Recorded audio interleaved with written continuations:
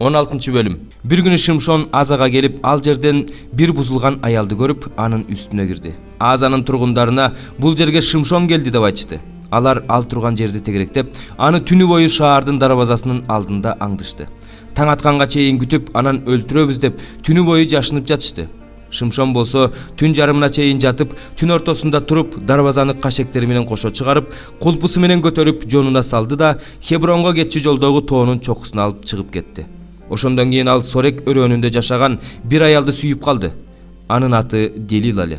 Аялга пелиштиликтердин төрөлөрү келип, аны көндүр, анын зор күчү эмнеде экенин, аны биз кантип жеңе ала турганыбызды астыртан бил, биз аны байлап багынтып алалы. Бул кызматың үчүн ар бирибиз сага 1100 шекелден күмүш берели дешти. Делила Шимшондон, айтчы мага, сенин зор күчүң эмнеде? Сени багынтыш үчүн эмне менен байласа болот деп сурады. Шимшон ага, эгерде мени кургатылбаган 7 жаанын жиби менен байласа, күчүм кетип, кадимки эле адамдардай болуп калам деди. Пелиштиликтердин төрөлөрү аялга кургатылбаган 7 жаанын жибин алып келип беришти. Аял жаанын жиби менен аны байлап салды. Ошол учурда аялдын уктоочу бөлмөсүндө пелиштиликтердин бири жашынып отурган. Аял ага, Шимшон, сага каршы пелиштиликтер келе жатышат деди. Ошондо ал жаанын жиптерин үзүп жиберди. Алар кендирдин бир жиби от тийгенде үзүлгөндөй үзүлдү. Ошентип анын күчү эмнеде экени билинген жок. Делила Шимшонго, сен мени алдап койгон турбайсыңбы? Мага калп айткан турбайсыңбы? Айтчы, сени эмне менен байласа болот деди. Ал аялга, эгерде мени урунуна элек жаңы жип менен байласа, күчүм кетип, кадимки эле адамдардай болуп калам деди. Делила аны жаңы жип менен байлап, Шимшон, сага каршы пелиштиликтер келе жатышат. Ошол учурда аялдын уктоочу бөлмөсүндө бирөө жашынып отурган, деди. Ал колдору байланган жипти чарык жипти үзгөндөй эле үзүп салды. Ошондо Делила Шимшонго, мени алдап дагы калп айтып койгон турбайсыңбы? Айтчы, сени эмне менен байласа болот деди. Ал аялга, эгерде башымдагы 7 өрүм чачымды кездеме кошуп өрүп, аны кездеме соккон аркакка мык менен кагып койсоң, күчүм кетип, кадимки эле адамдардай болуп калам деди. Аял кездеме соккон аркакты жерге казык менен кагып, Шимшон, сага каршы пелиштиликтер келе жатышат деди. Ал уйкусунан ойгонуп, казыкты кездеме соккон аркакты кездемеси менен кошо сууруп алды. Ошондо Делила ага, сен мага, сени сүйөм деп кантип айтып жатасың? Сенин жүрөгүң мени менен эмес турбайбы? Мени 3 жолу алдадың, зор күчүң эмнеде экенин айткан жоксуң деди. Аял күн сайын аны кыйнап, жанын койбой койгондуктан, ал абдан кыйналып, чыдай албай кетти. Ошондо ал жүрөгүндөгүсүнүн баарын аялга ачып берди. Менин башыма устара тийген эмес, анткени мен энемдин ичинде жаткандан тартып эле Кудайдын назиримин. Эгерде менин чачымды кырып салса, күчүм кетип, алдан тайып, кадимки эле адамдардай болуп калам. Делила Шимшондун жүрөгүндөгүсүнүн баарын ачып бергенин көрүп, киши жөнөтүп пелиштиликтердин төрөлөрүнө, эми келгиле, ал мага жүрөгүндөгүнүн баарын ачып берди деп айттырды. Пелиштиликтердин төрөлөрү күмүштөрүн колдоруна көтөрүп аялга келишти. Аял Шимшонду тизесине уктатып, bir кишини чакыртып, башындагы 7 өрүм чачын кырдырды.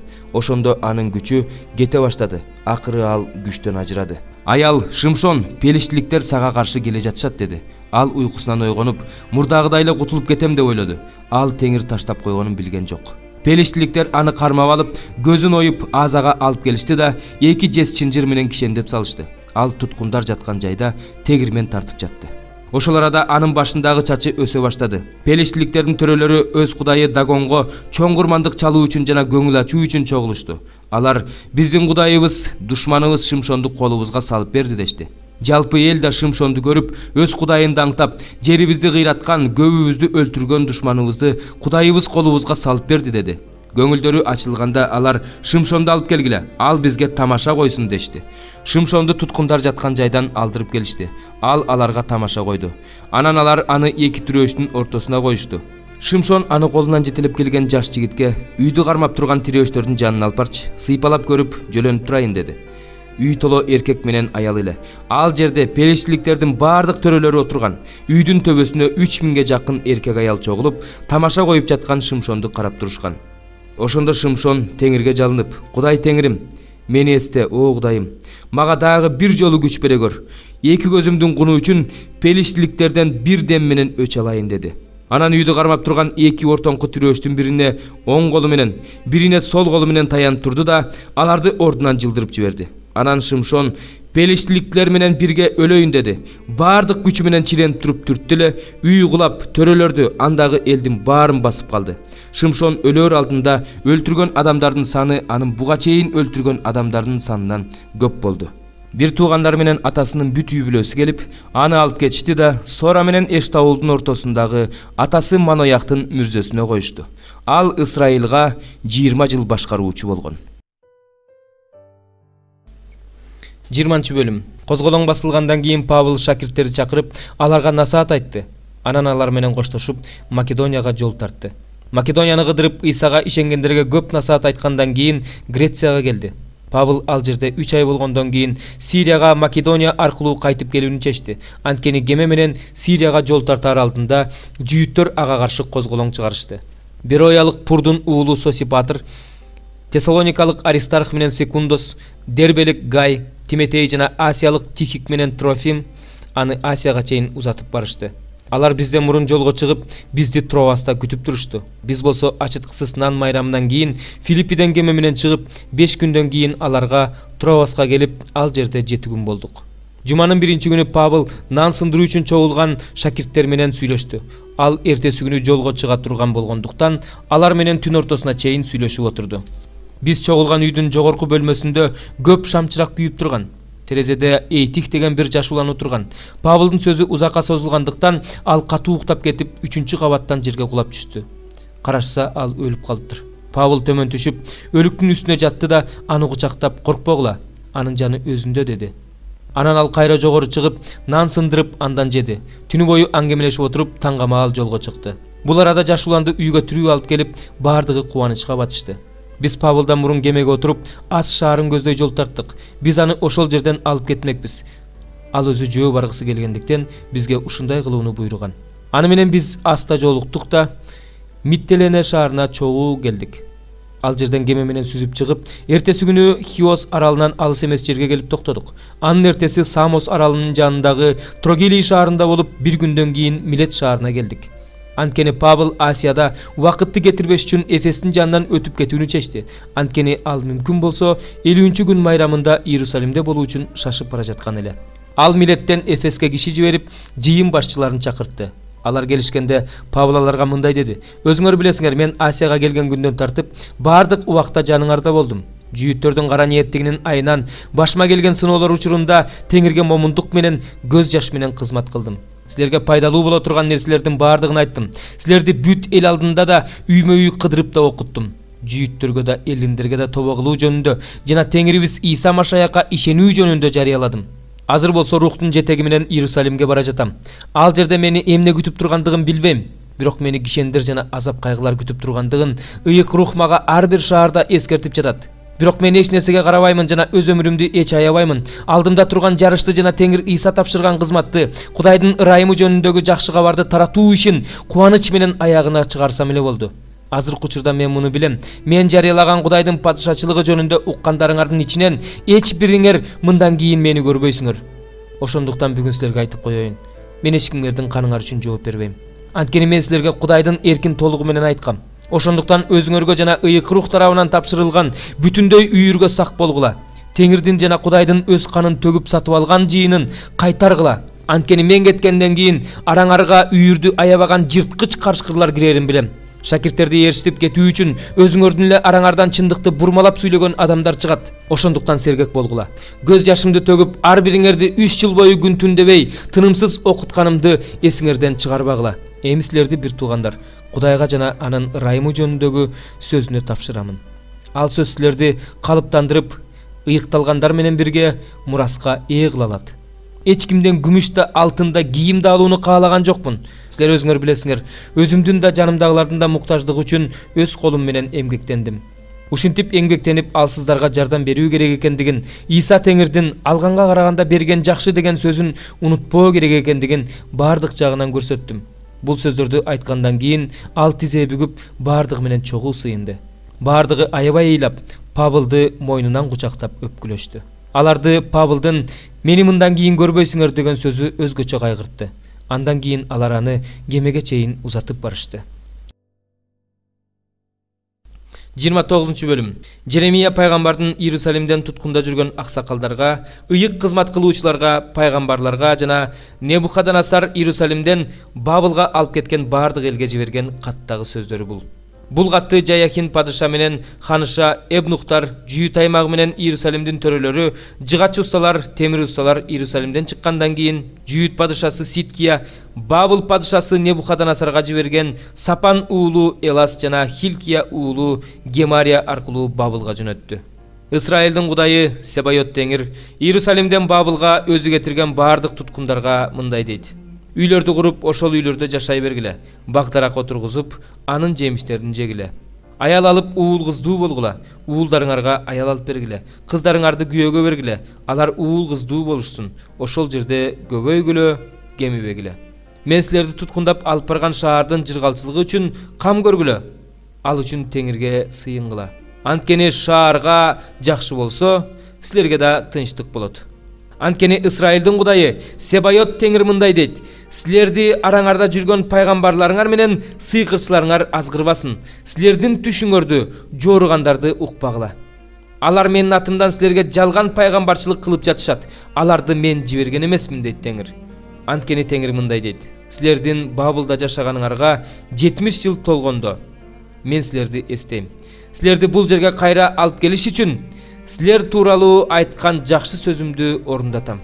Анткени өзүмдүн силер жөнүндө ойлогон оюмду өзүм гана билем, дейт Теңир. Силерге келечек үмүт бериш үчүн ал ой жаман ой эмес, жакшы ой. Силер мага кайрыласыңар, мага келесиңер, мага сыйынасыңар, ошондо мен силерди угам.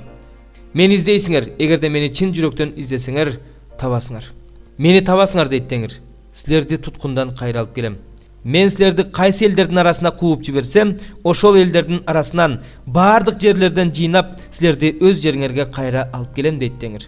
Силер Теңир бизге Бабылда да пайгамбарларды берди дейсиңер. Дөөттүн тагында турган падыша жөнүндө, бул шаарда жашаган бүт эл жөнүндө, силер менен кошо туткундалып кетпеген бир туугандарыңар жөнүндө Теңир мындай дейт. Алар тууралуу Себайот Теңир мындай дейт: мына мен аларга каршы кылыч, ачарчылык жана жугуштуу оору жиберем. Аларды жараксыздыгынан улам жегенге болбой турган жаман анжырдай кылам. Кылыч менен, ачарчылык менен, жугуштуу оору менен алардын артынан чөм.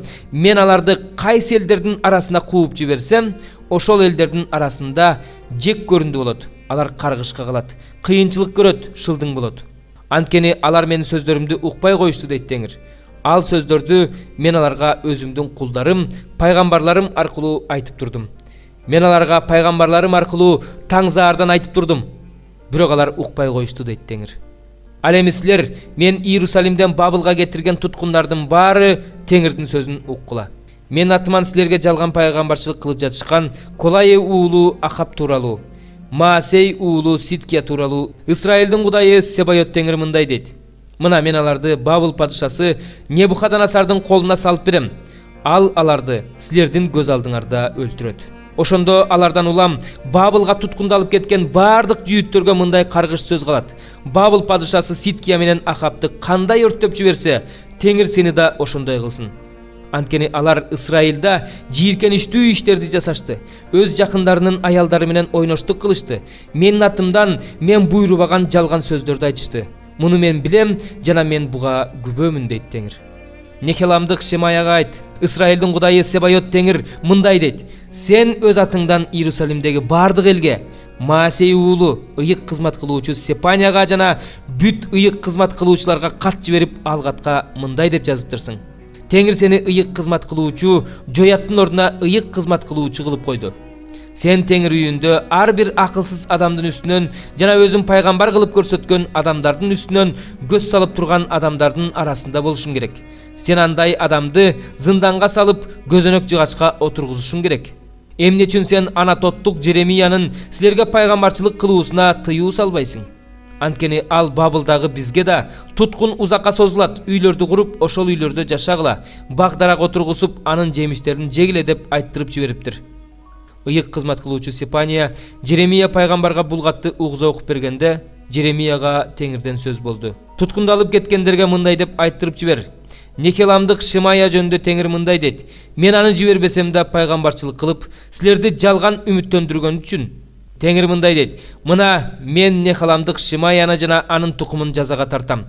Анын тукумунан бир да киши бул элдин арасында жашабайт.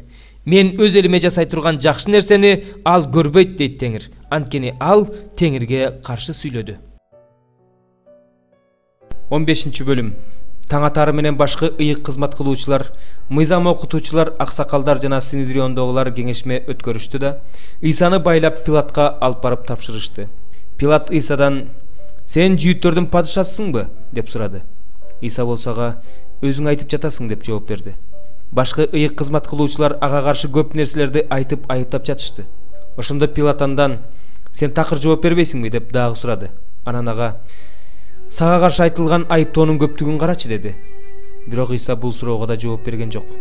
Пилат буга таң калды. Ал майрам сайын эл сураган бир туткунду бошотуп берчү. Ошол учурда Барабба деген киши көтөрүлүшчүлөр менен бирге камакта болчу. Алар козголоң убагында киши өлтүрүшкөн эле. Эл Пилаттан адаттагысындай эле бирөөнү бошотуп берүүсүн сурап кыйкыра баштады. Пилат болсо аларга: "Каалайсыңарбы, мен силерге жүйүттөрдүн падышасын бошотуп берейин" деди. Анткени ал башкы ыйык кызмат кылуучулардын Ыйсаны көрө албастыктан улам кармап беришкендигин билчү. Бирок башкы ыйык кызмат кылуучулар андан көрө Бараббаны бошотуп берүүсүн сурагыла деп элди тукуруп коюшту. Пилат кайрадан аларга: "Жүйүттөрдүн падышасы деп өзүңөр атаган адамды эмне кылышымды каалайсыңар" деди.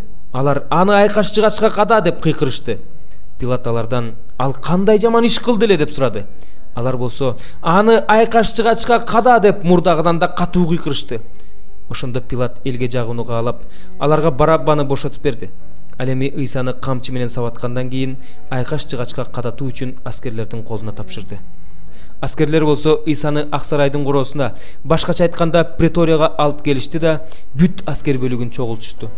Ыйсанын үстүнө кочкул кызыл чапан жаап, башына тикенектен тааж өрүп кийгизишти. Анан: "Салам жүйүттөрдүн падышасы" деп аны менен саламдаша башташты. Алар аны ичке чыбык менен башка чапкылашты. Ага түкүрүштү, тизе бүгүп ага таазим кылышты. Аны ушинтип шылдыңдашкандан кийин андан кочкул кызыл чапанды чечип алып, өзүнүн кийимин кийгизишти. Анан аны айкаш-жыгачка кадоо үчүн алып жөнөштү. Алар талаадан келе жаткан Шимон деген Киринеялык бир кишиге Ыйсанын айкаш-жыгачын мажбурлап көтөртүп коюшту. Ал Искендер менен Руттун атасы эле.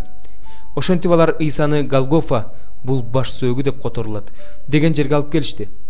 Ага Смирна кошулган шарап беришти, бирок ал ичкен жок.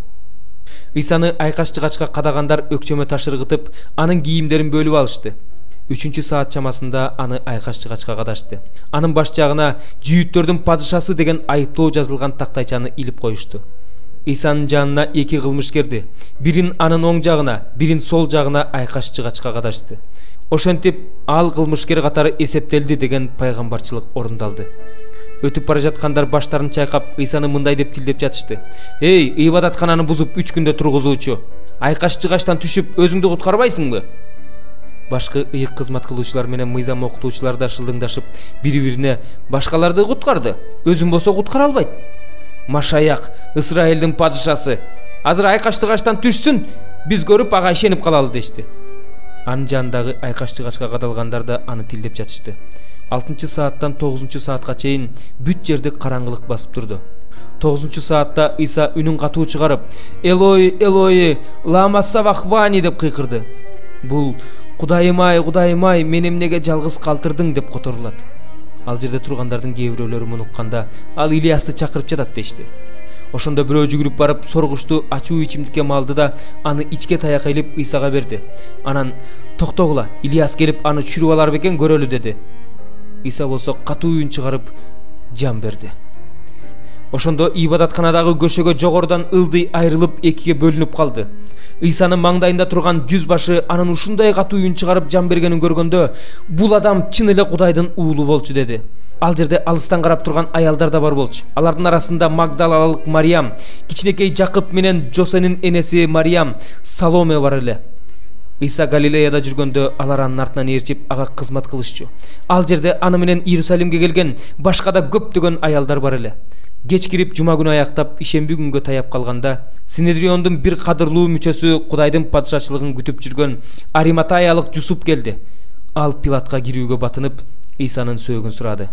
Пилат анын өлүп калганына таң калды. Анан ал жүз башыны чакырып: "Өлгөнүнө көп болдубу?" деп сурады. Жүз башыдан билгенден кийин Жусупка сөөгүктү бердиртти. Жусуп ак болотнай сатып алды да Ыйсанын сөөгүн айкаш-жыгачтан түшүрүп кепиндеди. Анан ал сөөгүктү асканын бооруна оюлган мүрзөгө коюп, мүрзөнүн оозуна таш тоглотуп келип жапты. Магдалалык Мариям менен Жосенин энеси Мариям болсо анын кайсы жерге коюлганын карап турушту.